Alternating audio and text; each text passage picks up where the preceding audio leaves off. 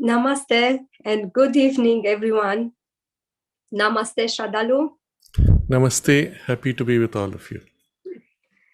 We are happy to continue our weekly series every Saturday. Today is 11th of June, and we are exploring secrets of occult science.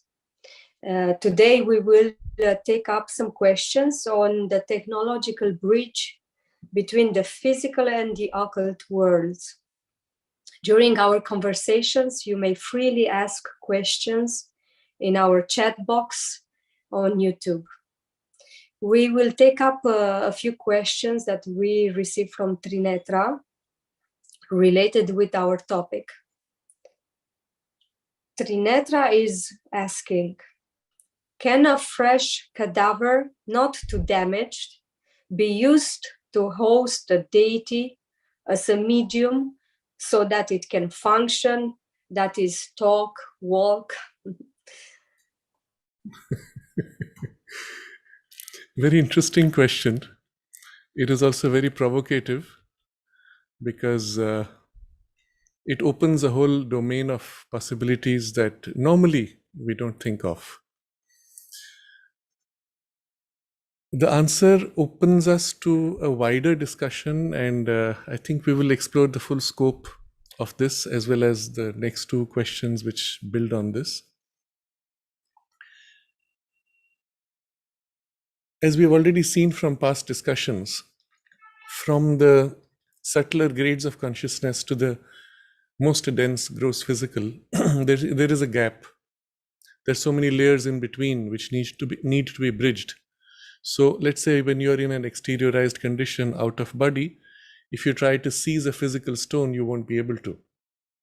If you're close enough, your hand, you will see the stone, your hand will pass through. If you're still closer to the most dense physical grade, you might be able to touch or feel the friction of entry into the stone. And then if you reach the most dense grade, then you have literally materialized your subtle body. You will be able to lift the stone and so on. But the strength you will gain from the subtle physical body will be far greater than the gross physical body. And lifting the stone would seem to you to be something very light, very easy to do. And so from your subtle physical body, you will find you can lift a huge stone with very little effort, because the power, strength, even density of the subtle physical is far greater than the gross physical. Now, all this, of course, explains many mediumistic phenomena where a partially materialized being is able to do pretty amazing things, including moving very heavy objects. And all this because the subtle physical has a far greater strength than the gross physical. The gross physical strength is limited by your muscles. Subtle physical is not. It is directly substance into which you are infusing force, and so it is able to do far more. So all this is first to give you a background of the picture from the other side. But if you had to then take on a form, you still have a problem. So the question really is, if a form is given to you ready-made, can you infuse yourself into the form and then take over? There are a couple of stories from history which relate to this question. I will touch upon one which is very well known in India, when the great yogi Adi Shankaracharya was challenged by a householder in a debate on philosophy. The yogi answered all the questions, but then the householder said, now I ask you questions about family life, marital life, and emotional and sexual relations. And the condition of the whole debate was, you don't talk theory, you have to talk from experience. The problem was that here was a avowed celibate. How can he have experience? So Shankaracharya said, yes, give me a few days. I think he asked for a couple of weeks and said, we'll continue the debate after 2 weeks or so. He goes back, goes into a state of trance, projects out of his body, and a king has just died. He takes over the body of the king. So from the perspective of the king's wives, suddenly the king who had just died comes back to life. Now he spends a few days in the relationship with his wives, family life, children, rule of the kingdom, etc. And then when his time is up, he comes off, he leaves the body and returns to his physical body. And there's a other side to the story, that the king's minister figures out that something is going wrong. It's not the same person. This man is talking high philosophy, not the same personality. So he knows someone has taken over the body.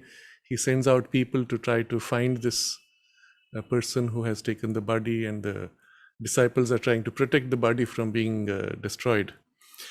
So all this is to give you a background that yes, it is possible that a freshly dead body can be taken over by someone who has the skill, the capacity. It can't be done as easily. And you will recall our discussion from last time, the mother saying how the entry involves a huge pain of friction of entry, even as the exit might involve some discomfort. So this is one example. I give another example which I have mentioned before in one of the earlier talks. This was narrated to us by somebody who was in the Indian Army in the Border Roads Organization, BRO, where they build roads high in the Himalayas on the borders. And at some point they were breaking the mountain to cut a road using explosives, and having just exploded one part of the mountain, they were walking around and they discovered there was a little hole which as if opened into a cave. They approached it and they could hear a humming sound from inside as if someone is chanting Om. They go in and find this yogi, his body almost entirely shriveled up, and he's chanting Om. And when they come to him, they realize they've disturbed him, so they ask forgiveness. He opens his eyes and says, "Don't worry, anyway, it was time for me to quit this body. Can I ask you a special favor?" So they said, "Yes, anything for you." He says, "Go down this mountain, and on the other side in the valley, there's a river. As you approach the river, you will find a dead body floating nearby. You take it onto the land, cut a tiny piece of the flesh from the thigh, on the right thigh, I believe, and bring that to me." So they said, this is a weird request. They go there, they find a cadaver, they cut off this little piece of flesh and bring it to him. He takes the piece of flesh, pops it into his mouth, and promptly dies. So they are very upset. They don't know what to make of this whole strange incident. They closed the cave and then went on with their thing. That evening, the villagers who were present when the body was taken from the river, they said at the same time that, and they synchronized the time, at the same time that this yogi took the piece of flesh in his mouth, that body got up. The so-called dead young, it was a young man, dead person. He gets up and walks away. So obviously the piece of flesh was used as a link by the yogi to transfer his consciousness to that cadaver and take over a young body, to give up his decrepit body and then continue whatever he wanted to do with his sadhana. Now, this was narrated by somebody who I think now he's no more. This was told to us in the 80s, 1980s. Such things are possible. And once you understand the rationale, you can see obviously, yes, it is easy to do. Now, the question really goes to whether you could host a deity as a medium. Yes, it can function, it can talk, walk, and so on. But would you be able to get a deity in? The challenge really is of what you mean by deity. Host whom? Who would accept? And I will approach it on many levels here. One is that you could have beings from the vital worlds who can pretend to be any deity, beings from the mental worlds or the spiritual. The spiritual will not, most often. And this is the case because for them to incarnate binds them into darkness, ignorance, dulling, inertia which comes with the physical body, and means losing their spiritual purity, freedom, light, etc., wideness. And most of them refuse. They would rather put out an emanation to help, which is much simpler. Second, Beings of the mental world, again, generally, because the freer, wider mental consciousness is so much more clear, why would you bind yourself when you can achieve the same result by directly inspiring someone with thoughts? And you can, even without bothering with one person, you can infuse thoughts in the, let's say, human consciousness, and whoever is most ready will pick it up and actualize it.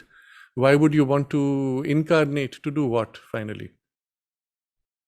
Beings of the vital world, again, the higher ranges of the vital, too comfortable, too pleasurable, too beautiful to want to dull yourself into this darkness of the physical body. And so generally the only beings who might be interested would be beings of the lower vital. And for what again? What would they gain? To have a brief experience of what it's like to be in a human body with the dulling limitations. You have to understand, and some of this you will understand better if you can recall your dream experiences of the vital worlds. Those worlds are so much more plastic, sometimes so much more beautiful, so much more powerful, so much more exciting. Even the grade of experience of excitement will be 100 times or 1,000 times more intense than what you can experience in your dulling physical body with its dulled and limiting nervous system, which is so poor compared to the direct vital experience.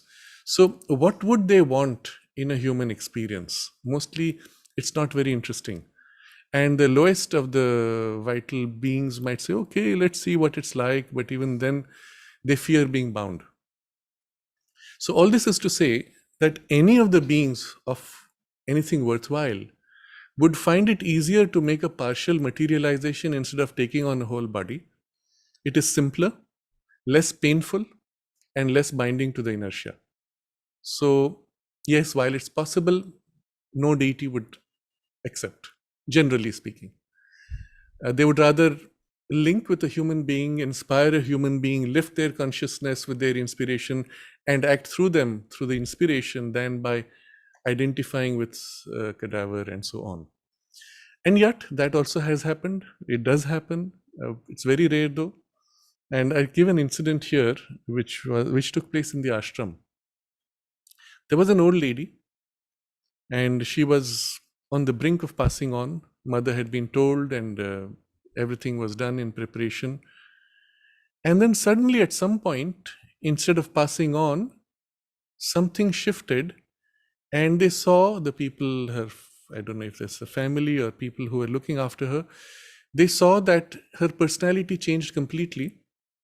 She was barely communicative, and she was as if a different person. And the only thing which she wanted was to eat. Kept demanding food and kept on eating.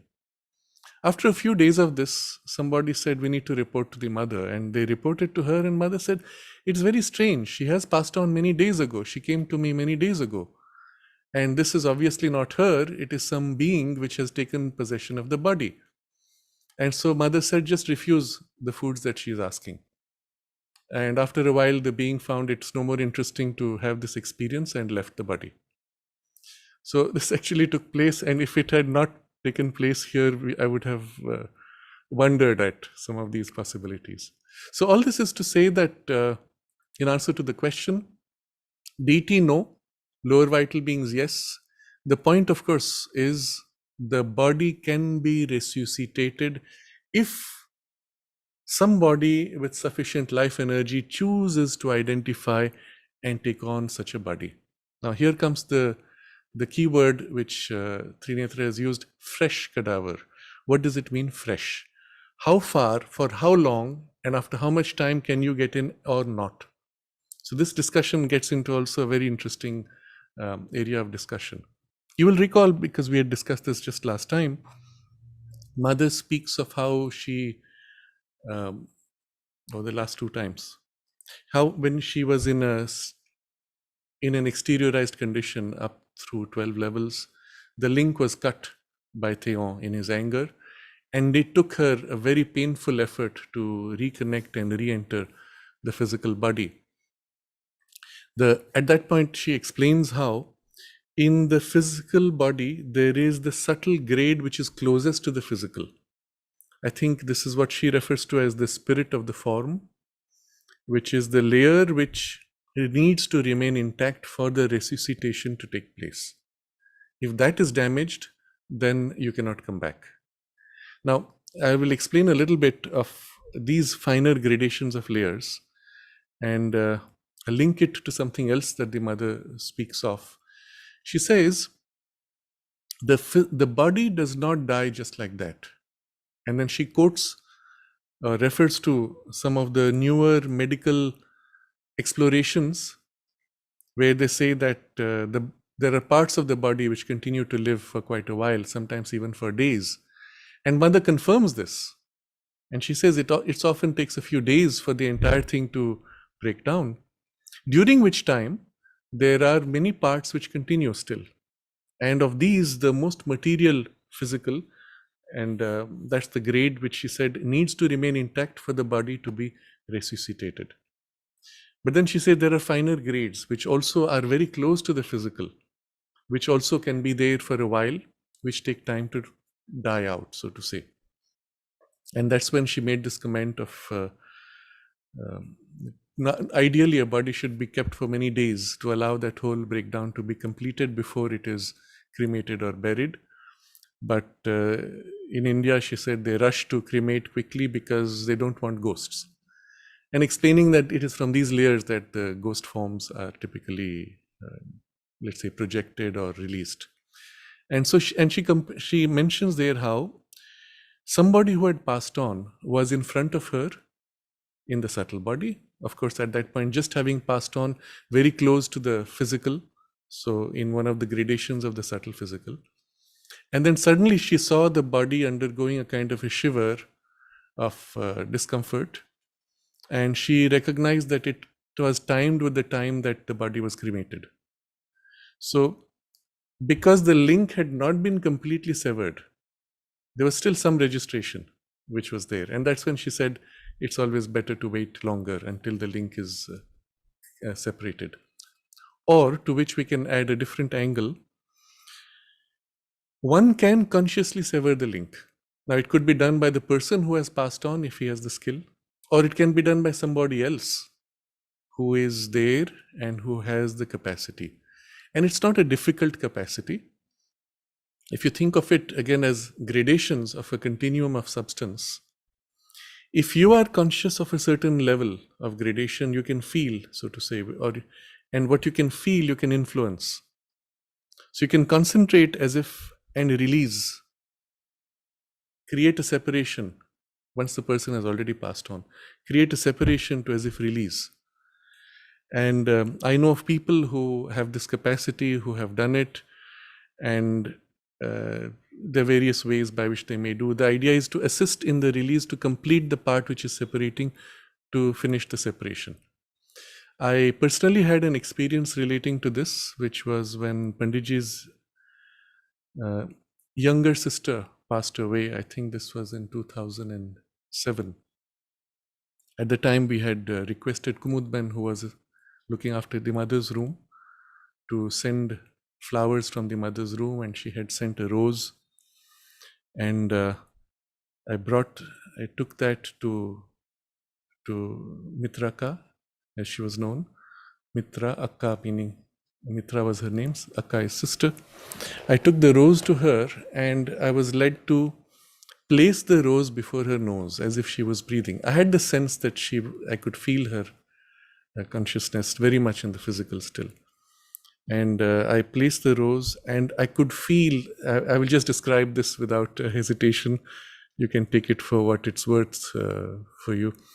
But I could feel her subtle body literally breathing in the rose.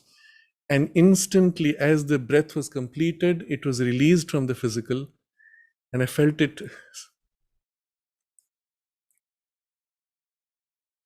separating and soaring off, as if making the transition into the subtle world. It's as if that domain was really opened and she made the transition. This was pretty early. It was within a couple of 2 or 3 hours after she had passed on. Normally, it takes much longer for that release to take place. And then there was somebody who came who always comments, oh, after people pass away, there's a glow. And she was feeling that. And she came and said, what happened? Earlier there was a glow, now it's gone. I said, yeah, because she's been released. The subtle body has been disconnected. It's no more there now. That's what was giving the glow that you were interested in. But this is to say that it can be as simple as that, as easy as that for the release to take place. Once that is done, there is no more the link. The cremation is, in fact, there will be immediate rapid deterioration of the physical body, because it is those layers very close to the physical which keep it going. I'll link this to current research, because now we have tools which are far more advanced, which did not exist even 20 years ago, where we can watch the brain through what is called fMRI, magnetic resonance imaging, and the F is functional magnetic resonance imaging. You can watch the brain, and this was done recently. I had seen a report. I don't know offhand how you can find it, but I had saved the link somewhere. As a person was passing on, he was already in the fMRI machine, and they watched the transition take place. What was interesting was the person died biologically because the heart stops, but the brain continued to function with deteriorating functionality. I believe they were able to recognize the images which were forming in the mind by the patterns which the fMRI was catching. So there's a whole interesting domain of exploration here, where they put these sensors on the brain and they show pictures through the eyes, and in the sensor, the pattern of sensors, they catch the brain pattern associated with it, each image. And with AI, you, so to say, link the two, so that watching the brain patterns, you should be able to predict what is the image seen. Or by extending it, you reconstruct the image that's being seen by association of brain patterns. This being done with eyes open. Later they try to monitor this in dream state to catch what is the sight in the dream. Of course, it does not quite work, because physical sight registering in the physical brain does not mean mental sight registering in physical brain. Mental sight registers in mental consciousness, which may partially reflect in physical brain, or physical brain may follow its own chaotic associated images or subconscious habitual images, while the subtle body may be wandering and seeing completely different images. But the idea is that with this kind of experiment, they were hoping that they would be able to see what the person is seeing in dream state. The match is not very good, but it's an interesting approach. So using a similar approach, they were trying to assess what the person would be seeing during the period just after technically the body is dead. But what is interesting is there was a time they gave, the brain continued to function for several hours, gradually degenerating. There were other organs they found which continued to function, specialized cells which functioned for much longer, while other cells broke down sooner.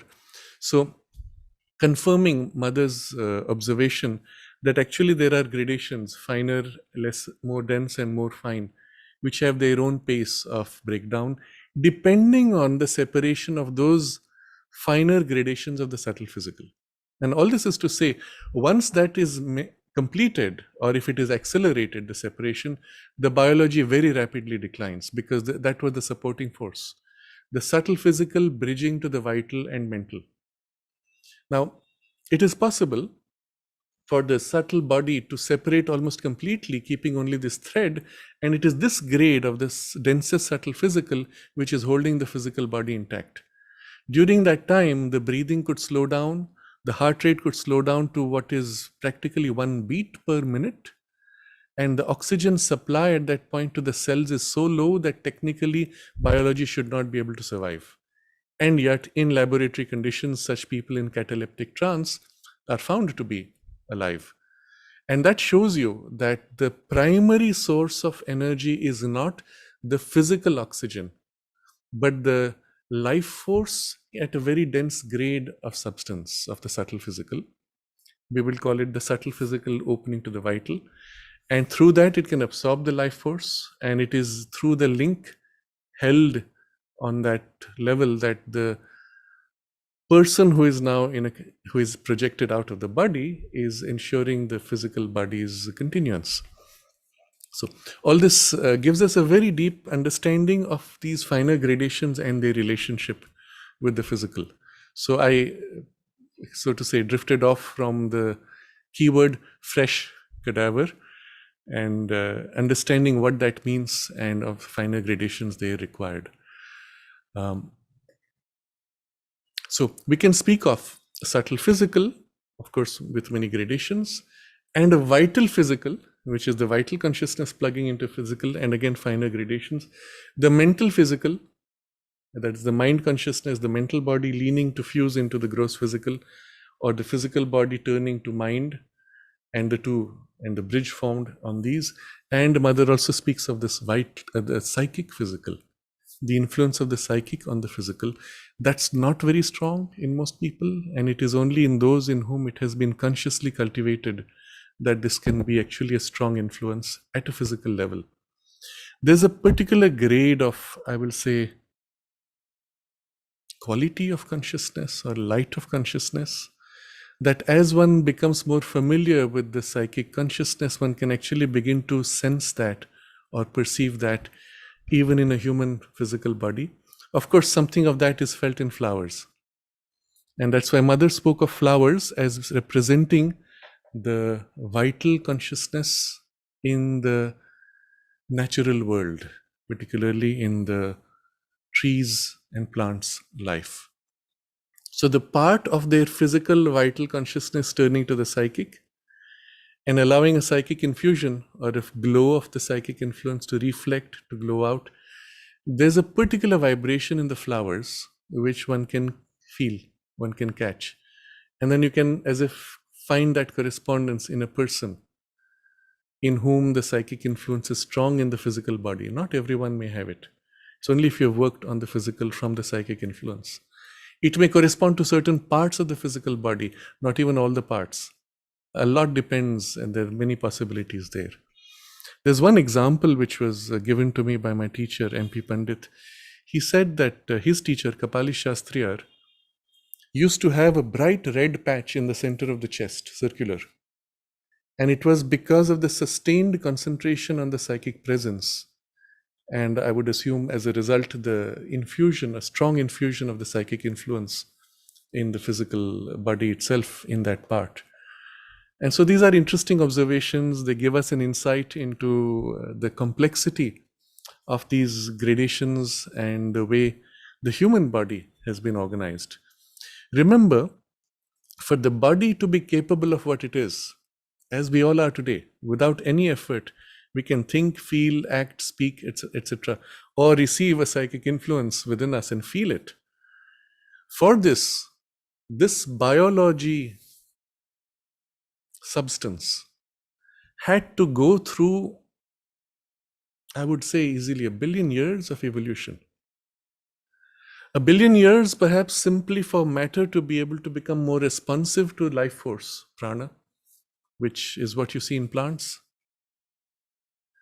From plant to animal, where that life force acquires a mental turn, I don't know how many billion years. And then from the animal to the human, where the mental consciousness acquires almost a freedom from matter and life force and acquires an independent identity that can sustain in the biology, which would require in the biology substance which is so refined as to be subtly influenceable by the mind, or which can nudge mind.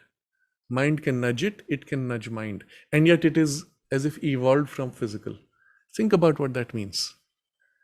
To gather substance like that, to organize it, to structure it, and to make it stable enough that a mind could plug in and you could have push and pull, vice versa. And before that, equivalent gradations for the vital and so on. Think about what that means. How much, because all of that whole evolution has been by the push, instinctive push of nature.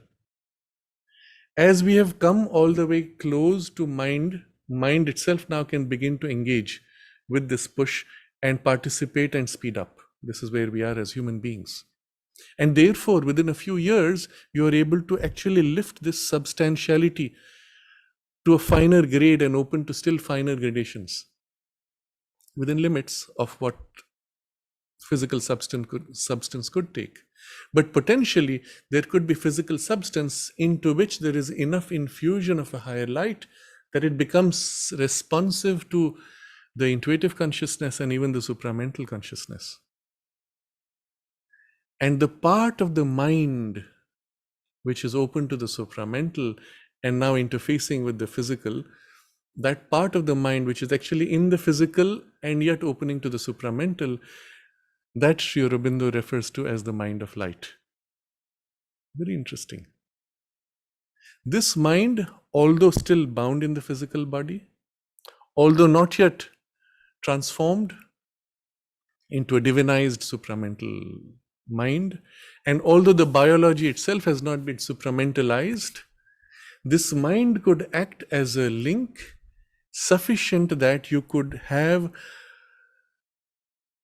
a human biological mental life that is free of ignorance because lit by the supermind, although not transformed into the supramental consciousness totally.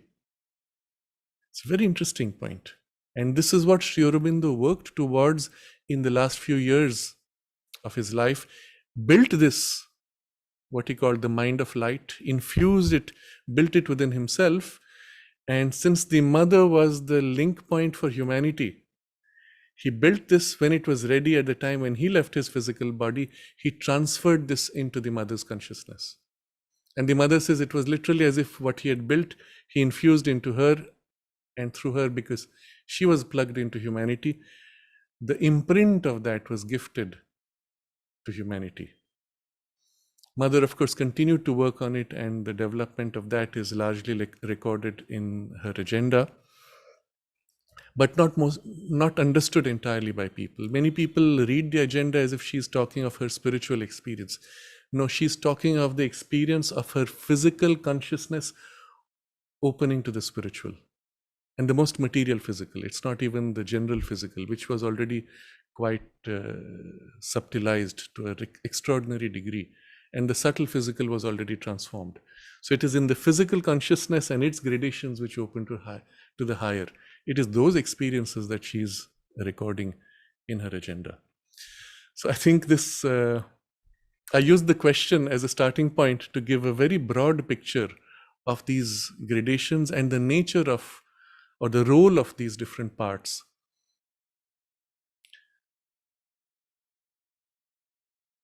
I think from this we will go to the next question, which will allow us to explore further. Trinetta is writing in Evening Talk Part 4 on science. You mentioned prana pratishtaya of deities in idols and its possibility to inhabit intelligent robots. Mother tried bringing down her force into computers back in the days, but the computer got fried. With machines converging with animal brain cells, such as intelligent systems used to navigate aerial vehicles, are our high-tech computers now ready to accept Mother's force or even host a deity effectively? What will be the effect when and if the first IA merges with Mother's force? It's a very interesting question. Yes. So one correction I will have to make. It's not that the computer got fried. The incident I've narrated in one of those, I think that was part 4 of the series, when the computer center in the ashram, which by the way, she insisted that the computers were to be brought. This was going back 1969, I believe, when one of the students who had grown up in the ashram was working in the United States with what was at that time the most advanced computer technologies, and they were gigantic machines, and still they were more crude and less capable than what you might have today in a little programming inside a washing machine probably. But he was working with that. It was called the Star Computer. He sent an article to the mother, and 1969, mother said, "Come back and bring with you the Star Computer. This is exactly what is needed for Auroville." Now remember, Auroville was still pretty much a desert land, a city which was being built, and she says this has to be brought. And you will recall I've mentioned to her great grandson, she said, instead of doing engineering, take up computers. And he came back and started the first computer company in Auroville, which became one of the premier computer companies in India.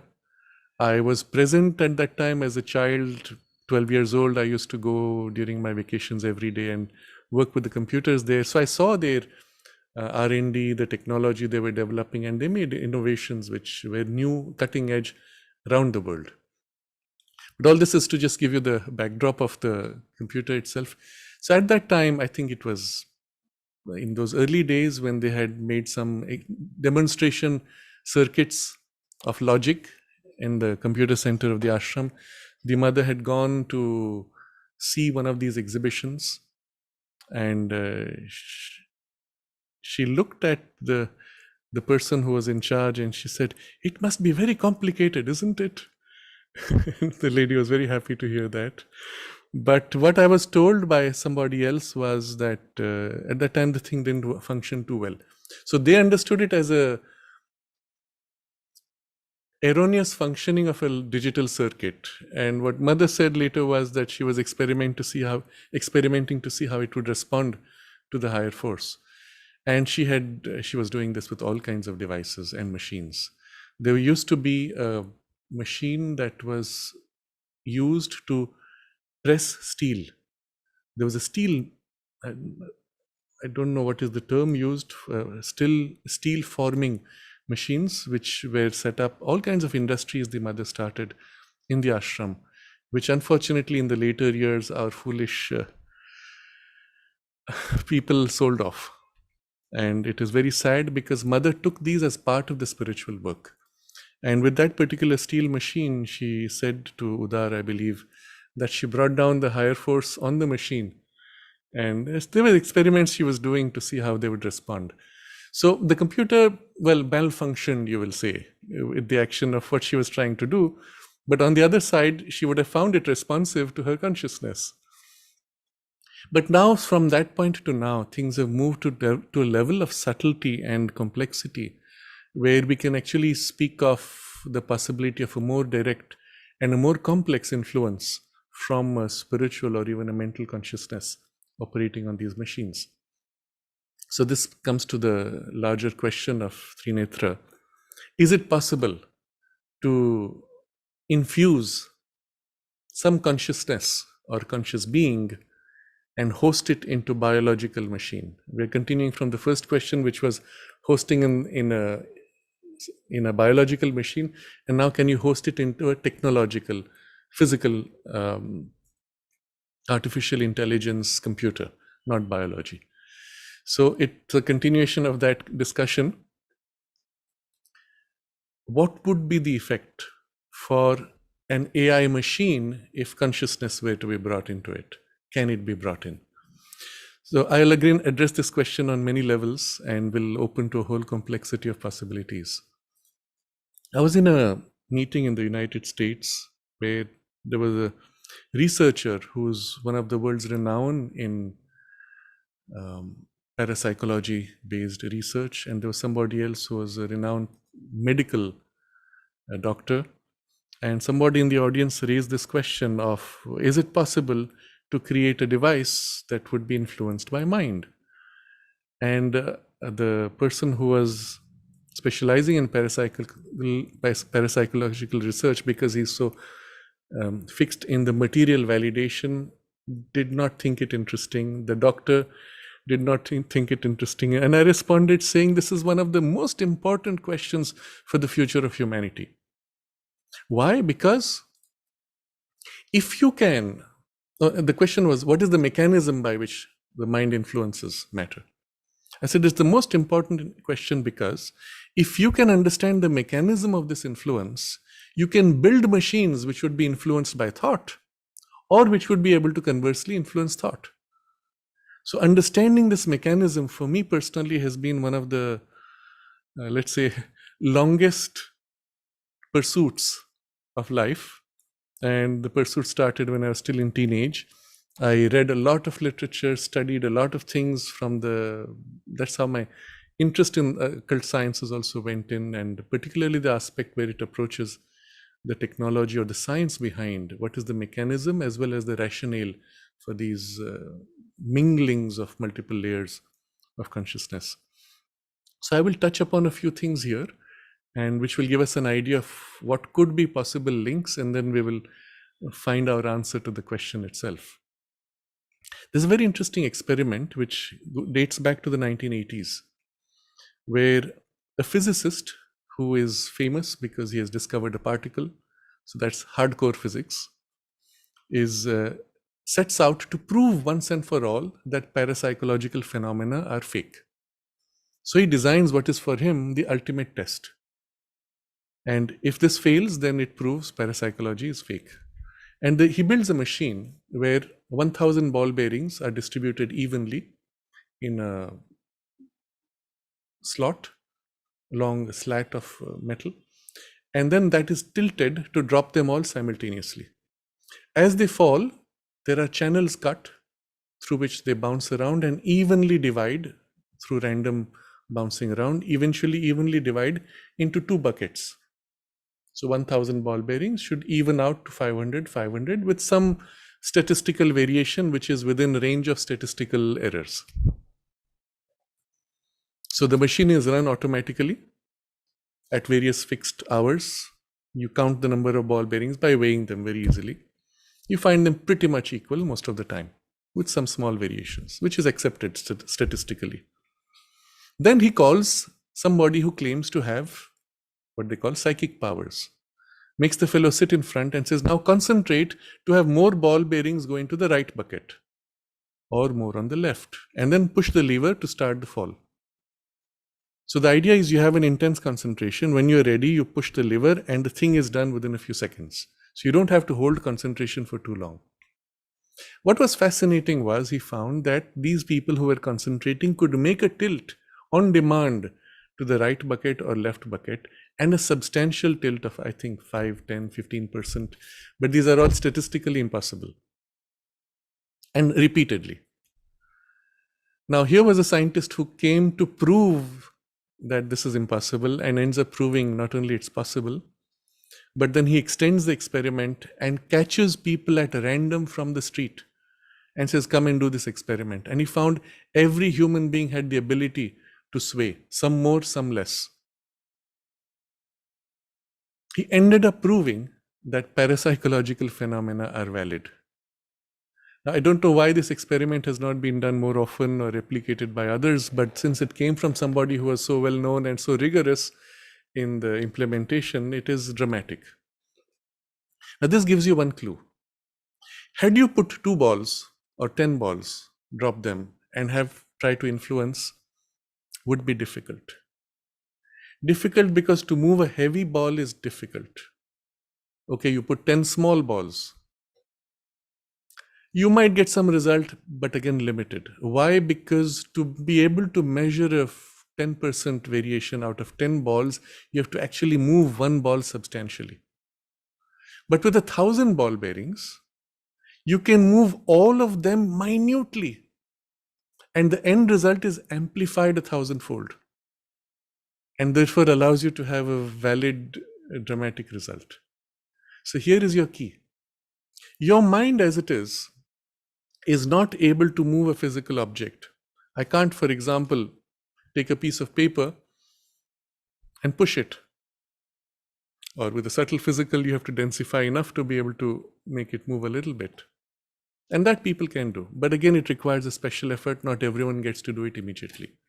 But with your mind as it is, and with whatever influence it has in this vital, subtle physical, on its finer grades, with your existing capacity, if you have 1,000 ball bearings bouncing around pretty much at random, tiny nudges simultaneously on the 1,000, a tiny nudge on 1,000 can be made, and tiny enough that you could not register it on a single ball, but the combination of the 1,000 gets sufficient registration. Here's your key. So first, what this shows you is, as we are, our mind is already influencing matter, except a tiny subtle grade. Your brain, in order to be able to plug into mind and receive the mind's influence or push back on mind's influence, needs to therefore develop a refined substance of a grade which is so fine that the mind could easily nudge it slightly. And in your brain, you must have not 100, not 1,000, maybe 1,000,000, maybe 1,000,000,000, or a few 100 billion cells, all of which are receptive to the mind's nudge, and which nudge then can combine through a structure of the brain cell arrangement to produce a particular outcome. For this, nature had to struggle to evolve the brain. Now, what is interesting is, our current scientists have always thought of the brain as a computer, which is not the case. The brain is a receiver more than a computer. Yes, it has certain basic computational abilities, but they're relatively crude. You cannot have complex thought with those computational abilities. There is some processing, yes, but it is limited. It is, as I say, a reduction from a millionfold or a billionfold influence, a kind of a reduction, as we saw in the experiment earlier, from 1,000 ball bearings, 2 buckets. So you could have put 1,000,000 ball bearings and 10 buckets. So that process of reduction, that's the processing that the brain would do to boil down or reduce to specific things, and then complex interrelations between them. All of that is part of the brain, yes. But none of those could produce a complex creative thought. So the brain you have to see more as a receiving organ. So the problem is, as long as we look at the human brain, you can say, yes, so many billion cells, computation, yes, we can explain. But when you look at a cockroach, which I believe the cockroach has some 300 or 400 brain cells, and then you consider the complex flight of a cockroach, just maintaining its balance while flying, and then navigating from one part of the room to another, chasing after prey and doing complex tasks while flying, you cannot explain this by just 300 or 400 neurons. And this is part of the problem of our understanding of the brain. So they say, yes, perhaps within the neuron, there are more complex quantum processes. And this word quantum is a catch-all. It's actually a label that allows you to cover up your ignorance. Because within quantum phenomena, there are things happening which you can't explain physically. And you say, yes, but that is quantum physics. You say, I can't explain, but the explanation is that that's how it is. You see how stupid it sounds when you say it like this. But that's really what's happening in quantum physics. When they speak of so many of these peculiarities of quantum physics, where you have what they call non-locality and the connection between two particles at a great distance and so on. But that's reality, they say. But you've explained nothing. You've just claimed that's reality. And so quantum is a catch-all word. It's like saying by chance. You basically cover up your ignorance and say, yes, there's a quantum phenomena inside the brain cells which accounts for, and that's it. You've covered up. So that also is there, by the way, as an attempt to explain. But this is to show you that brain cells alone cannot explain the complex behavior in creatures. In human beings, the brain cells are far more complex in their arrangement and processing, and therefore we have the illusion that we are able to explain, but actually it does not explain.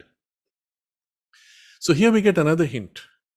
If you wanted to create a link between mind and a machine, you would need a large number of very fine, subtle sensors. And you would have to find a way to combine them to be able to pick up something interesting. In fact, such an experiment does exist. And I've mentioned this before, so I will not go into detail. And it is called the Global Consciousness Project, where you have 65 computers all over the world, in the last count that I saw, with tiny computer chips designed to produce random numbers. Now, how do you produce random numbers? In a computer, as you have, or inside your mobile phone, there are also random number generators, but they operate differently. They're called pseudo-random. There's actually a mathematical formula which is spewing out numbers one after another. It's not truly random. In fact, it is one of the biggest problems of physics and mathematics and technology. How to produce true randomness of numbers? We can't, because all the means by which we do it are dependent on a prior process and therefore predictable from the process. So the only way you can do, and this is how they do it with the computer chip there, they measure the vibration of a single atom and amplify that and convert that into random pulses. Now, basically, it's not random. It is vibration of the atom influenced by other atoms around it. But because it goes into a domain which you cannot know the position of other atoms, you cannot know the outcome of this, effectively you have a randomness for all practical purposes. But you must understand the randomness measured is a measure of the current balance of interrelations between this group of atoms in the computer chip. So this experiment basically takes the stream of random numbers from 65 computers spread out over the world, combines them to produce one graph, mathematical analysis, to show overall randomness, which grows or drops. And what is found is that when a large number of people are aligned in thought or in emotion, when, for example, there are some natural disasters, there's a tsunami or there's an earthquake, people in that region or people who are watching the news about that region are aligned, you find a drop in randomness. For those of you who are interested, please look at the past discussions. I don't want to spend half an hour because it's a whole discussion, very interesting. But just to summarize, these random numbers are measuring the vibrations of physical atoms, not just in the computer chip, but in a way, all the physical atoms around you. And what this experiment proves is that when you think strongly or when you are aligned strongly to a certain emotion or an idea as an individual or as a collective, all the atoms around you, including inside your brain and your body and your desk, are all as if pushed or nudged to greater harmony. When your thoughts and emotions are chaotic, all these atoms are nudged to greater disharmony. This process taking place in your brain is actually the means by which your thought, emotion imprint is being converted to biological signals, eventually electrical signals, and so on. So here you get a clue. If you could, for example, and this would be one way of doing, there would be other ways, create a very large number of such random number generators, or rather random number measurements, or measurements of individual atoms spread out over a computer chip, but measure all of these separately and find a way to combine that overall measure, mathematically or otherwise. Yes, you could have someone concentrate on this and influence. So this is actually done with these random number generators with a single one. They will place it before you and say, now concentrate and try to influence. There are some people who can influence, there are some people who can't. Interestingly, when people try to influence it to reduce the randomness, they end up increasing it. And I'll share with you the technique, the correction to be made. What they try to do is they go, I'm pushing with my thought. What are you doing? You're creating tension, amplifying confusion. You see, if you try to build something delicate, if you try to do with a lot of force, you will break it. You have to first make yourself extremely calm and still, and then you can act subtly. So the people who were able to influence, one of them who had a strong vitality, he was asked, well, what did you do? He said, I didn't try to influence that object. I tried to make myself calm. And the random number generator became more harmonious in its pulses. Most others went into tension to try to influence and amplified the chaos. Okay, so now you know how to influence it. Next time you get a chance, do attempt. I believe Bangalore, S. Vyasa has one of these. And there is a project which is put by the Institute of Noetic Sciences online, where they have a random number generator which you can watch from the web and try to influence. So many such experiments. But the key would be to have large number of small variations, which then you amplify. So here is, as regards the overall question of Trinetra, can you make a consciousness inhabit an intelligent, technological, biological robot? Yes, in principle, you can make it open to influence. The question now is, will it be open to just your influence or anybody's influence? What if you have this little device which is now registering, let's say, your influence of mind, and there are four of us now fighting over who will influence it? Let's say you've made this technology, linked it to a lamp. So whenever you concentrate on this, the lamp goes on. You concentrate again, it goes off. And yes, this also has been done, by the way. What happens now if two of us in the room concentrate with different intentions? Which one will it align to? And that brings you to a very interesting area of experimentation. I believe there is one scientist, I forget his name now, his name is, I think, Tillerton, who's doing experiments like this. What they do is they take these random number generators and infuse into it your consciousness. You hold it, you carry it. The way your mobile phone which you carry is infused with your consciousness because you're carrying it at least 12 hours in the day, more often. And if somebody picks up your phone, they can feel your vibes on it. But the circuitry inside is soaked in with your vibes. And one of the things you have to do with electronics is digital electronics. You have to make it immune to glitches. So they deliberately have to ensure in the circuitry that there cannot be influences which create glitches. You're removing random influences. If you reverse that process and allowed randomness and a special chip which measures that, and then allowed somebody to infuse his personal consciousness into it, make it yours, so to say, and build an emotional bond with it, infuse with your consciousness, that thing would be more responsive to you than to others. So I'm giving you a whole path of an exploration of technological possibilities, which are now bordering on the occult while still linking with the physical technology. And then perhaps when that technology is sufficiently mastered, you could look at the computer, at your mobile screen, and with your thought intention, switch apps, push buttons, and so on. Potentially, yes, it's possible. It's doable. And I believe it has been done in certain specialized experiments, not open to public, but that's my belief.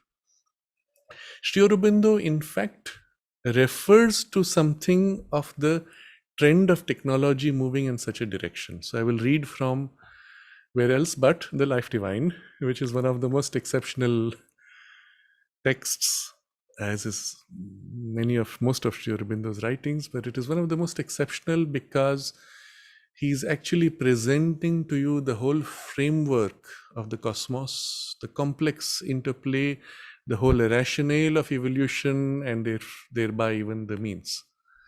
But he goes to all the key essential problems, conflicts, difficulties of reality itself and lays it out like a scientist describing how things work. So I'm going to, what in the current edition of the collected works is page 1819. And I'll read from this. He's describing how the whole push of current science is actually driven by a certain intention of nature and a higher divine power even working to assist in the awakening of certain possibilities. And he says it is this vast cosmic impulse which the modern world, without quite knowing its own aim, yet serves in all its activities and labors subconsciously to fulfill. In other words, that thing is what's guiding even modern technological and scientific pursuit. And he says, but there is always a limit and an encumbrance. The limit of the material field in the knowledge, the encumbrance of the material machinery in the power.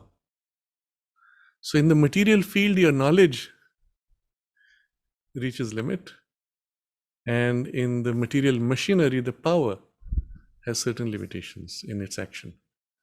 But here also, the latest trend is highly significant of a freer future, meaning both of these limits are going to grow towards a greater freedom. What is this? Remember, he's writing this in 1918. Actually 1900, this would be 1415 because it's one of the early chapters. So 1914. And recall the world at that time, electricity has just been harnessed as an active force shaping society.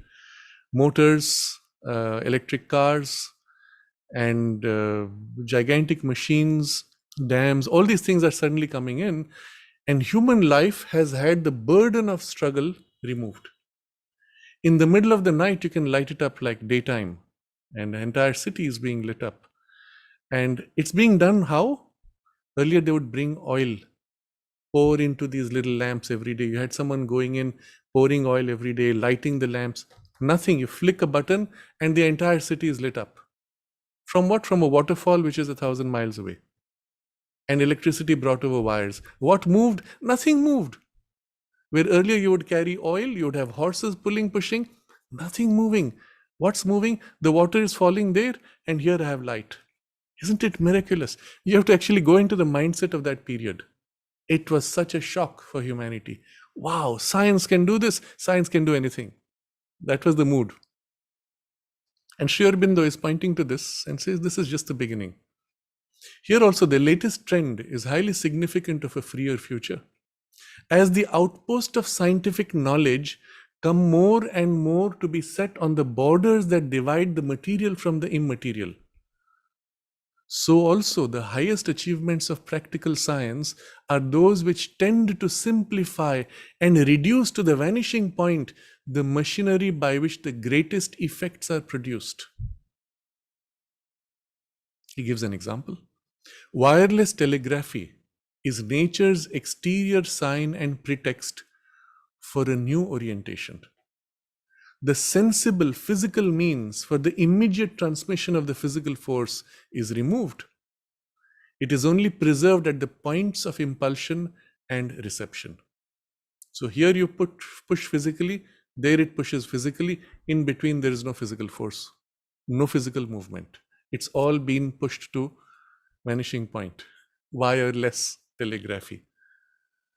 Remember, before that there was wired telegraphy, and before that there was only mechanical piston, wires pulling, pushing. So let's say, for example, in the earlier phase, you would tie a wire to an object, let's say to a bell, which is 100 meters away. Through pulleys, the end of the wire comes here, or a rope. You pull here, the physical rope has to move, go through the pulleys, pulling until the bell there gets pulled by the rope and the bell moves. So your hand moves here, the bell rings there, and in between is the physical link of a movement. Next stage, that physical link is replaced by an electrical wire. So physical link is there, but the physical link does not move. There is no physical transmission of force. I turn a little generator, which produces electricity. The electricity flows through the wire, and over there it pulls, it energizes an electromagnet, which pulls the bell, and the bell rings. So here I turn, my mechanical energy effort is converted to something which transmits with no movement. Or they say electricity moves. Do you see it? No. Does it really move? Not really. According to your physics, electricity moves, or the electron gas as they call it, drifts about 6 centimeters per second. But the electricity has hit there instantly at the speed of light. And Sri Aurobindo comments on this. He says it is the example of transmission of pure force with no physical content. And electricity is the almost material representation of the pranic life force. What's happening? Your electron field is pushing another electron field, which is pushing another electron field. Fields pushing fields. Electron barely moves. It's the push of force, which is pure field pushing field. The push of pure force transmitting in the wire as electrical pressure, not electricity as substance. Remember, electricity as electron gas is moving 6 centimeters per second. The pressure of the electric field, which is pure force pressure, is going at the speed of light. So I turn my generator here. Pure force is transmitted at the speed of light. In what is the material thing is only like a guide. The force itself is non-material. On the other side, it is converted into electric field, electromagnetic field, which pulls the bell and rings it. Third step, you've removed the physical wire. Now you're transmitting force through a medium. which is your normal, it's not even physical air. It's the underlying medium, what we call ether, which, although science has removed, is still valid. Sri Aurobindo says it in The Life Divine very clearly, even though our present instruments can't detect it, because that's what they claimed then in science. He says the ether can exist, it does exist, is real, and is the underlying substratum of physical reality. He says that very clearly. Implied is the fact that eventually the means will be found also to measure and validate and even harness the ether. But right now, that's what we are doing with wireless telegraphy. Now you've knocked out the physical wire. I'm turning my little thing here. Can't even call it a generator. But yes, there's some electricity being produced. The electricity is made to pulsate an electric field, which creates a ripple in the underlying ether. Ripple is going everywhere, all over the universe, in all directions. Over there is something else which is tuned into this frequency of pulsations, which, when it is tuned, the ripples of that frequency it senses, or it feels as a resistance, which activates as a force acting upon it, pulsation of electricity, which is then converted into a direct current, which is then made to pull with the electromagnet, the bell. So I push a button here with my battery, bell rings over there. What's in between? Nothing. Wireless. It was a huge discovery. It was a huge invention, huge liberation. It's the beginning of a whole new world of possibilities. If everything could be made wireless. Remember, today you are even told your phone can be charged wirelessly. What happens at that point? Think of the implications when everything becomes wireless. We'll come to that a little more shortly. So, it is wireless telegraphy is nature's exterior sign and pretext for a new orientation. And the whole turn has happened because nature said, okay, now you're ready for the next step. The sensible physical means for the intermediate transmission of the physical force is removed. The sensible physical means removed. But the force is still there. It is only preserved at the points of the physical of impulsion and reception. Eventually, these must disappear. This is something fantastic that he is telling you. What must disappear? The point of impulsion and reception where you're putting physical force and receiving physical force. Even these must disappear. Eventually, even these must disappear, for when the laws and forces of the supra-physical are studied with the right starting point, the means will infallibly be found for mind directly to seize on the physical energy and speed it accurately upon its errand. So the means will be found by which your mind will be able to direct the physical energy and guide it to the particular outcome that you desire.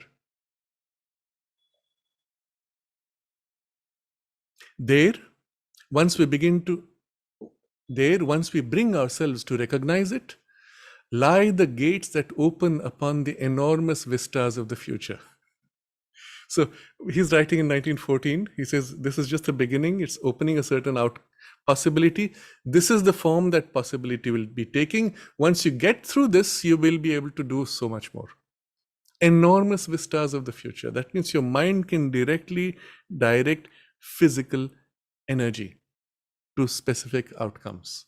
What are the enormous vistas potentially? Think about it. Not just you can move objects with the power of the thought, you can form objects, you can materialize objects, you can shape objects, you can transmute objects. Unending. Matter literally becomes putty to your hands. The way you take a lump of plasticine or clay, shape it. With your thought, you will not only be able to shape, you will be able to transmute, change properties, evoke properties, invoke, modify. Potentially. Okay, we're still far from that, but before that happens, there are intermediate steps. Just as we saw before wireless telegraphy, there were intermediate steps. So right now what we can do is, with the mind, you can nudge an object through your hands, which nudges an object, which does what you want. These intermediate steps becoming less and less, or becoming finer and finer, is what we are seeing today. And the best example is your mobile phone. So not only you have wireless telegraphy here, you have something far more. I push a button here and a bulb comes on. You have Internet of Things, you've heard the term IoT, where all the gadgets in your house are connected through the internet to your phone. The phone now is a representative translating your mind's intention to the signals needed. Where earlier you needed to use your hands, now you don't need to use your hands in that sense. You are, well, touching a screen, but you're not even pushing a button, which you can program now with your mind's intention, and exactly at 6:30 the light comes on, at 7:30 it goes off, as your mind commanded it 5 days ago. But now it's following the command automatically, isn't it? Think about what technology is actually doing. It is subtilizing layer by layer all the intermediate physical links. Even with your hearing, when you're speaking to somebody now across the world, right now there's the transmission taking place through the internet. Finally, what's happening? Mind translating to physical speech, and somewhere else, physical speech through a loudspeaker translating to mind a thought. Progressively removing these will lead to something extraordinary. Now, I've spoken about this briefly in one of those early talks, where I said a point is coming very quickly where you are, so to say, plugged in to the electronics. Some of the most advanced jet fighters today are made in this way, that they respond to your thought intention. Because when you are doing a very strong gravity turn, going into 4G, 5G, your blood is as heavy as lead. Your hands can't move. Your hand is literally crushed against your seat. You can't even move a finger. How do you move a joystick? So if you want a plane to turn that fast, you have to use other means. And that's where the sensors on the brain detect your mind's tilt. You intend to tilt right or left, it picks up and tilts the plane. So you sit in the plane, you put on this headset, intending a turn of your body without physically moving is sufficient to detect in the brain neurons the patterns. And you enunciate a command. Enunciate means as if you were moving your lips, but not moving the physical lips, not moving the tongue, but in your physical consciousness, you go through the action of as if speaking. That's enough to register in the brain the words that you spoke, and that can be picked up and typed out for you.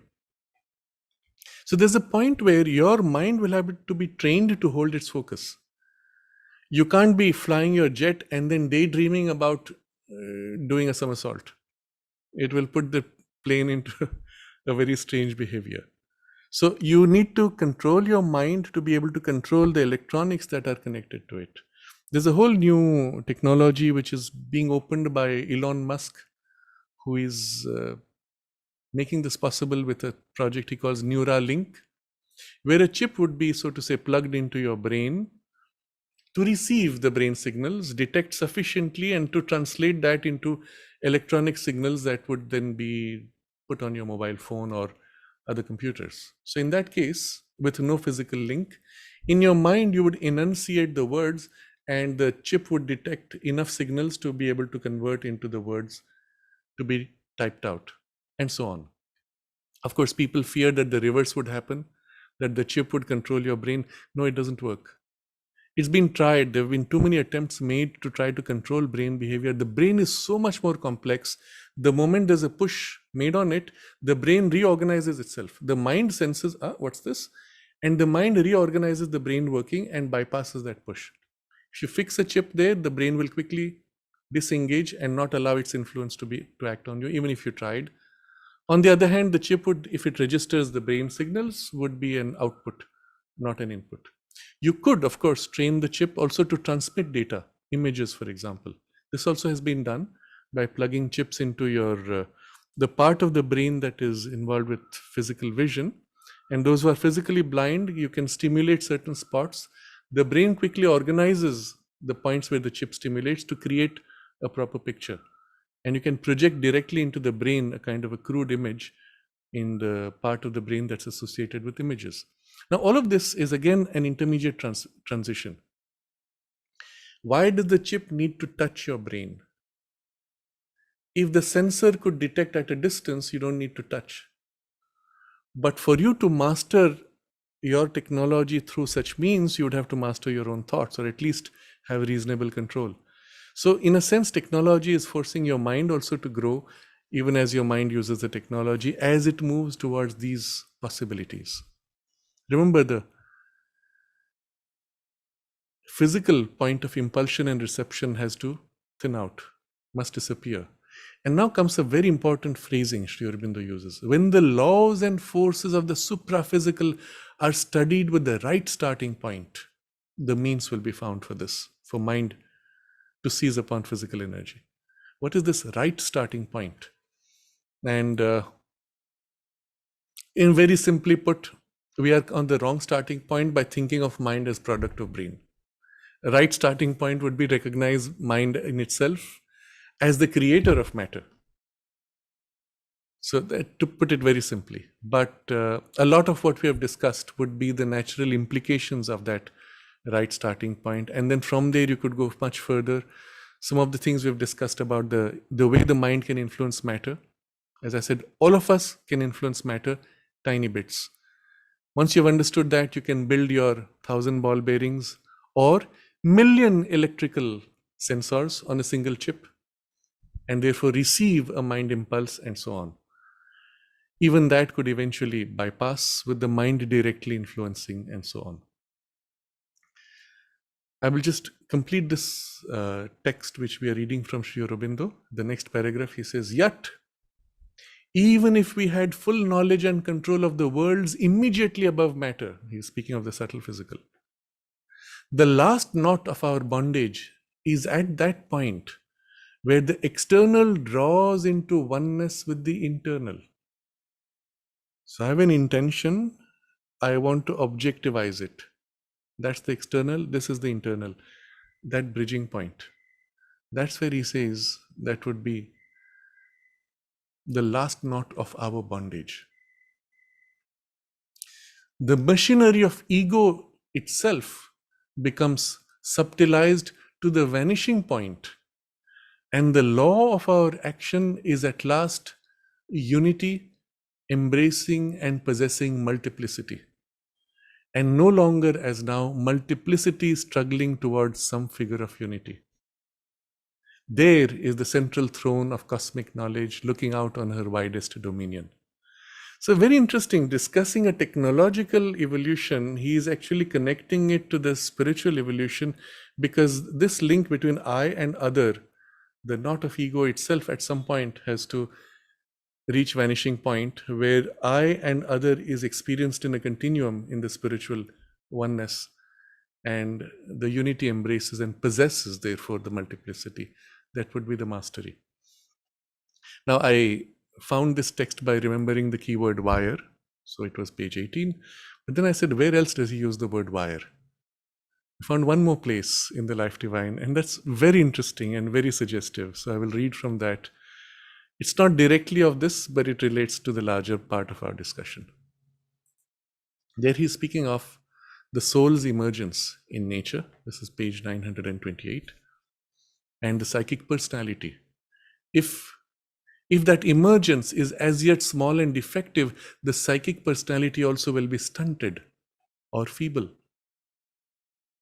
It is too, by the obscurity of our consciousness, separated from its inner reality, in imperfect communication from its own source in the depths of the being.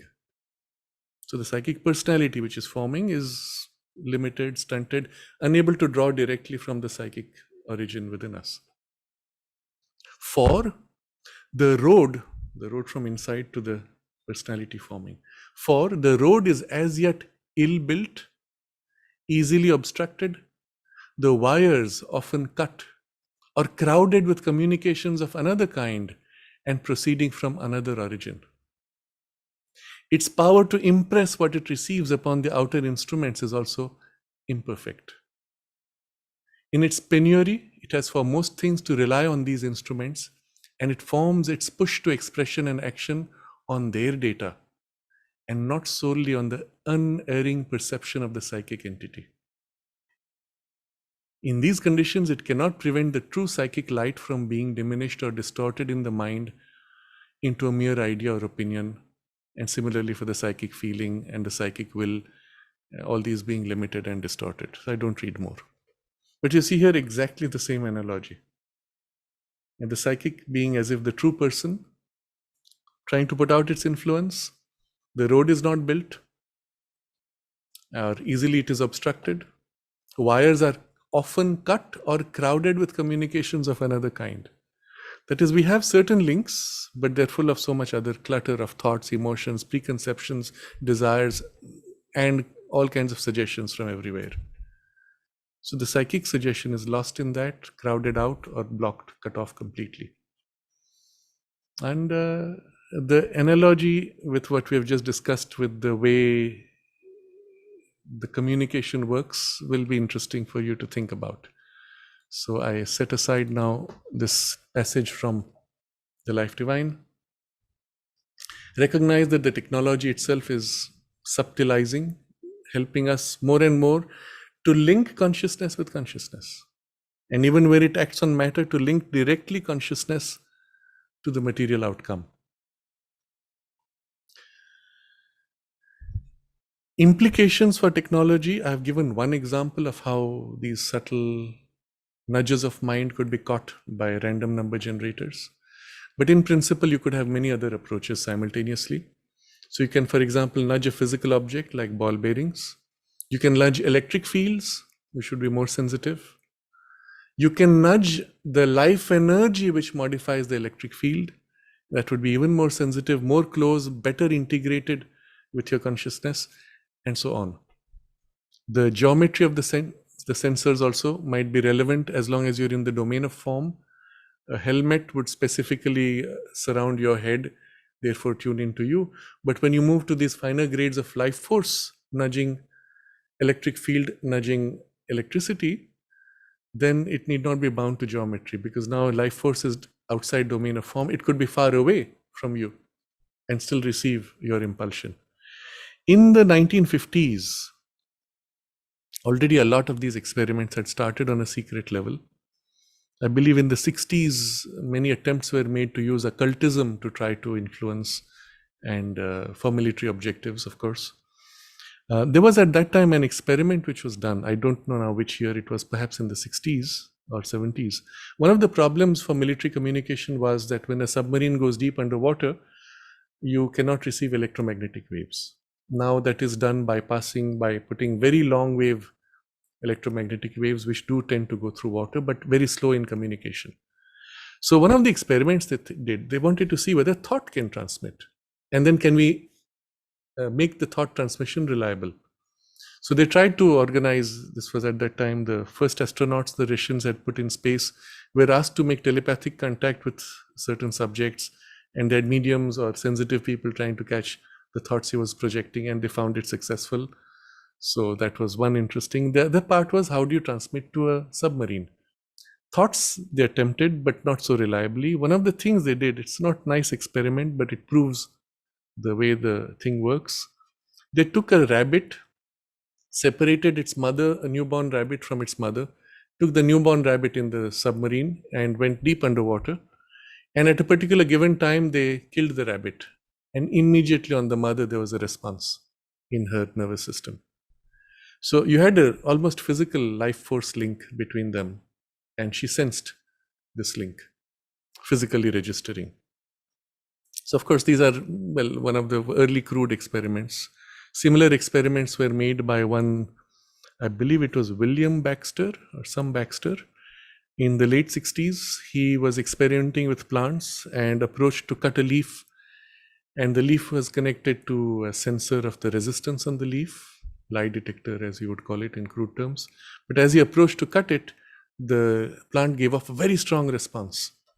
He stopped. He said, did it respond to my intention to cut? Because he had not touched the plant. How can the plant see me? It's not got any eyes or sensors. Oh, must be a chance. So he says, let me check. He approaches the scissors slowly, no response. Tries again, no response. So, must be a random freak. I go ahead. And he approached again to cut, and the plant responded. What he figured out was the plant is not watching you with physical eyes. It doesn't care about how close the scissors are. It was registering your intention. It's only when you approach with the intention to cut or harm that the plant registered the intention and responded to it.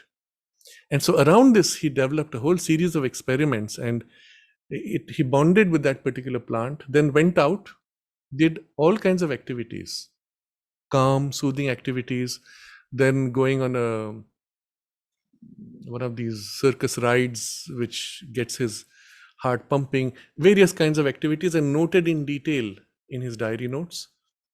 Comes back and finds the plant's responses matching perfectly with his state of emotions. So, like a pet, a dog who loves you and senses that you're going to come home now and already goes to the door, the plant had built up a bond emotionally, energetically, and was responding to his experiences. Now, this has massive implications, not just of that you can communicate with plants and encourage them to grow, but one of the most profound implications for me is that by so uniting with the human consciousness, the plant is absorbing something of the human quality. You see this most obviously in pets. Dogs look at you, they wait for your order, and they're so happy when they can give a response to your order and do things which approach human behavior. They're literally absorbing from you something of the human mind consciousness, which they feel on the edge, beyond the limit of their mind, but just on the edge, and they want as if to absorb, and that's how they prepare for a human life, as do some of the other animals who are very close to humans. But it's not just these animals, even the plants receive from us something of that influence of the mind consciousness and grow from it. It is nourishing. And if into that there is a psychic influence, that is nourishing. And it can be mutually nourishing with the plant, that the plant gives you something of its flower psychic consciousness or its life force even, and you give to it something else, and the two together can mutually assist each other. And then one of the implications would be not just plants, not just the dogs, but all creatures in nature. You walk into a forest, every single plant, every single bird, every single animal, or every snake or other insect, all of these represent distinct qualities of consciousness in evolution, all of which are organized within the human being. You are like a microcosm to the whole forest, or to the universe for that matter, but now to the forest. And if you tuned in and united with the forest consciousness, and they felt you not as an aggressor, but as an embracement of love, they open to you, you, so to say, grow with them, they grow with you, and there can be a kind of a collective growth of a kind where everybody is as if assisting everyone else. We understand this at a human level among human beings, as a family, as a community, as a nation, as a humanity. We are, so to say, supporting each other, nourishing each other, growing. But it exists far more deeply on all these other levels of overall evolution. One of the implications is when you destroy something in nature, when you break the balance of the ecology, or push a species to the brink of extinction, or even extinguish it, you have just destroyed something within your own consciousness, or at least its overt expression has been lost in the collectivity of nature. And that leaves a gap, a hole in us. Think about these things. I'm just giving these as starting points for thought, for introspection, because it goes quite far out from the discussion that we're having. But think about it, because there are massive and profound implications. And so I come back to the question itself. Is it possible for an intelligence or a subtle consciousness to inhabit machine? Yes, potentially. But inhabiting won't be so interesting. It would be even more dulling than inhabiting a human body. But influencing, yes, certainly. And that's how we would perhaps influence technology and machines and build a sort of a connection between them and us. An equivalent to this takes place in certain temple rituals, and I'll end with this idea. You will see sometimes if you go to certain temples, they have a little idol in front of the main idol, and you'll find little pieces of leaves or little leaves stuck in different parts of the idol, and often a family or a couple or an individual sitting there and waiting, pretty much daydreaming, or sometimes they're repeating some mantra. And after a while, a leaf falls off, and then the priest will come and say something, and the man will go away satisfied. This is a technique of asking a question to the deity. So you take a smaller deity and you stick leaves with water or some other sacred substance, blessed substance, stick it on different parts of the body, and you wait. You, with your question, you have articulated your question, and depending on which leaf falls off first, you get an answer of yes, no, or whatever else. And they have their own system of what that answer is. It's a bit like dowsing, but it's being done with sacred substance, sanctified substance, and the idea is the deity is somehow able to influence the degree of the stickiness and allow it to reduce faster in one place than another to represent the answer that is communicated. Of course, much more simple would be that a person goes into a state of attunement with the deity, receives the answer, or the cruder form of it is when the priest or other, they invoke the deity and get possessed and speak in what they call an exalted state and answer questions and so on. But all of these really are examples of what the first question would be. This is closer to the second question, a more technology, physical-based communication. That sort of thing also one could play with, but they are very crude, very simplistic, and very much open to distortion. Because somebody else sitting in that same space, putting a strong will or a thought, could easily modify the outcome that you get. If you were to say that, well, the yes answer means this leaf falls first and the no means that, and somebody wants to interfere, well, they could easily put a strong will and modify it. After all, it's life force. Your life force is stronger than what's being manifested through the deity, which is primarily of a different grade, does not have the density of physical life force that you have in your biology. So you can interfere much more easily and so on. So I think this is enough to give us a very comprehensive answer to this question. It's a very fascinating field. For me personally, I wish I could have done more work in this, experimenting with these kinds of technologies. Unfortunately, perhaps lacking resources or time, I don't know, I've not been able to do, but I would, if there were people who would do that, I would be very happy to be part of that experiment, that kind of experimentation. I think the last question, we can just finish it, that will close the subject. I'll give a very quick answer. Okay. Trinetra is asking, are synthetic biology and synthesized humans ethical as per integral yoga? Can a person, in order to extend lifespan, combined with electrical components, be equally supramentalized? Yes, so very simple answer. Supramentalizing what? When you say supramentalize. So we were speaking of supramentalizing the mind first, and then the life energy is prana, and eventually the physical body. Because the physical body is sufficiently conscious to respond to your mind, which can bridge with it. Or even it can awaken in the physical consciousness itself an aspiration to open.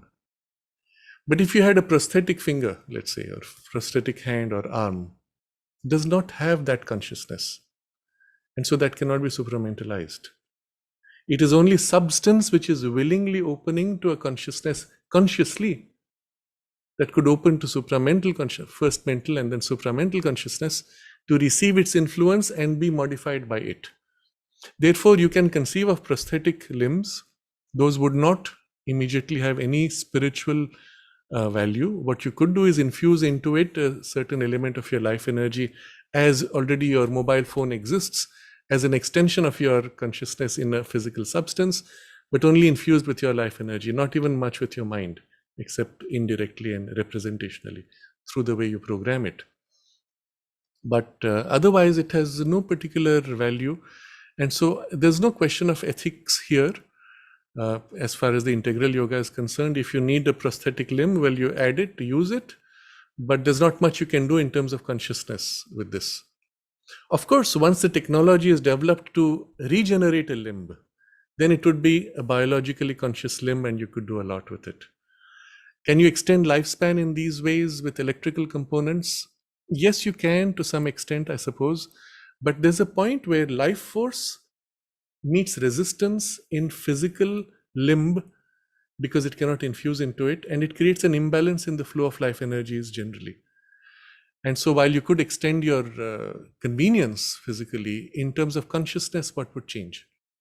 Let's say even we push one step further, you reprogram with some technology of the DNA, you are able to regenerate your cells enough to keep your physical body somewhat young.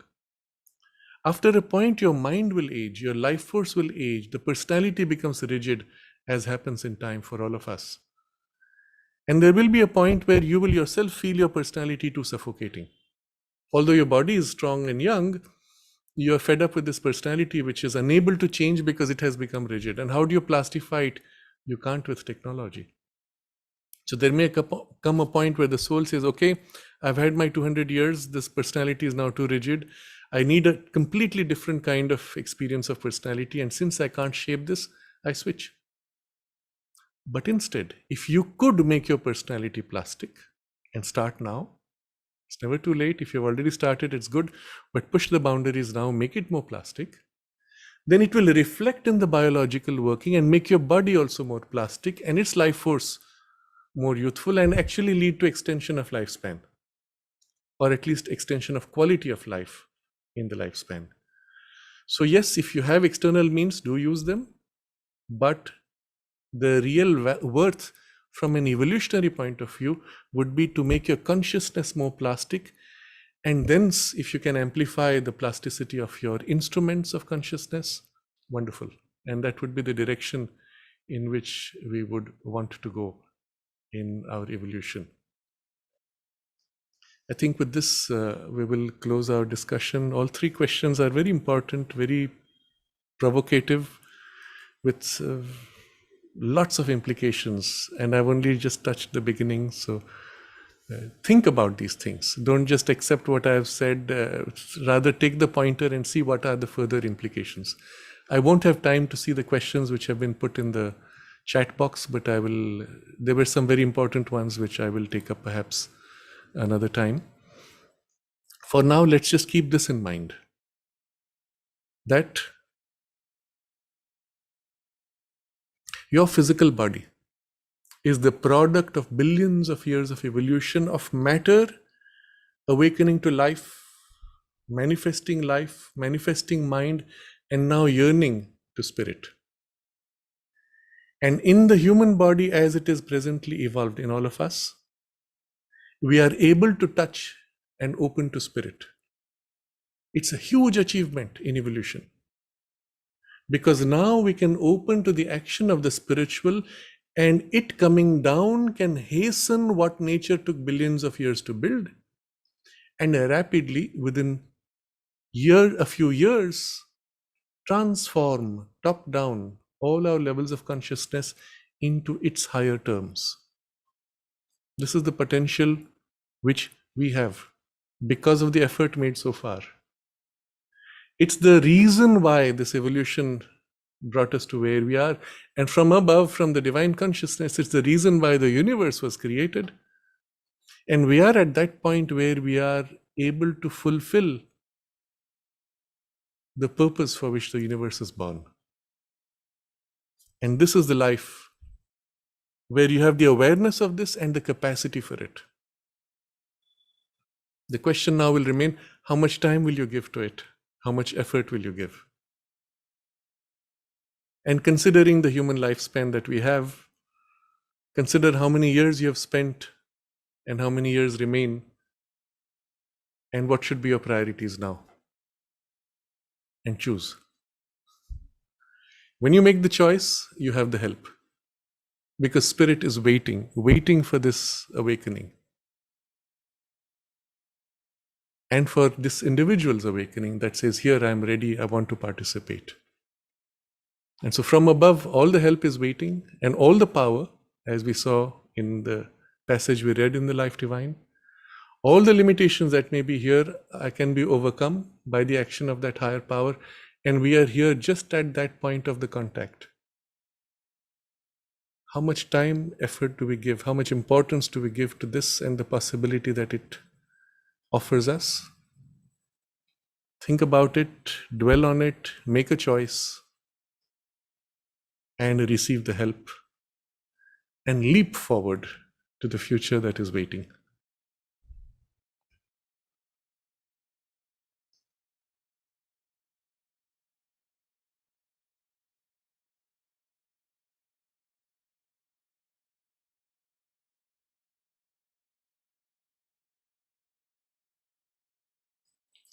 As we unite in aspiration, wherever we are in the world, all the atoms around us, in our physical space, and eventually across the world, fall into harmony with that aspiration, in their physical vibration. Literally, we are influencing the physical vibration of our atoms as we concentrate in an aspiration.